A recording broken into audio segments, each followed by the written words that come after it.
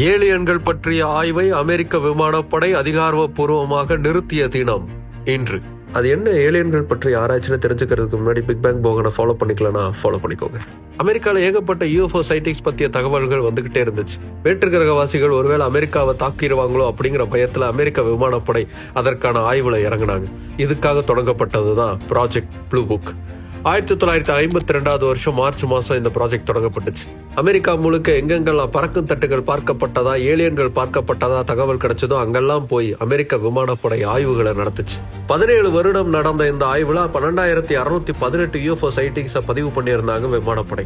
அதுல கிட்டத்தட்ட எல்லாமே இயற்கையா நடந்த நிகழ்வுகள் இல்லைன்னா தவறான பதிவுகள்னு முடிவு செஞ்சாங்க. ஆனா ஒரு 701 நிகழ்வுகள் மட்டும் என்னன்னு அவங்களுக்கு புரியல.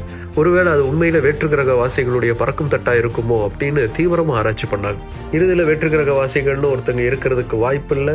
இப்ப இருக்கக்கூடிய டெக்னாலஜியை விட அட்வான்ஸ்டான டெக்னாலஜி இருக்கிறதுக்கு வாய்ப்பு இல்லை. அதனால இந்த ப்ராஜெக்டை மூடிடலான்னு முடிவு பண்ணாங்க.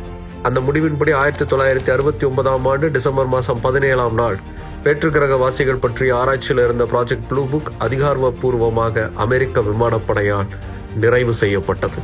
ஆனா இன்னைக்கும் கான்ஸ்பிரசி தியரிஸ்ட்லாம் வெளி உலகத்துக்கு அது அதிகமா செய்திகள் கிடைக்குதுங்கிறதுக்காக தான் கண் துடைப்புக்காக மூடி இருக்காங்க. ஆனா ரகசியமா இந்த ப்ராஜெக்ட் நடந்துகிட்டு தான் இருக்குன்னு இன்னைக்கும் சொல்லிக்கிட்டே தான் இருக்காங்க.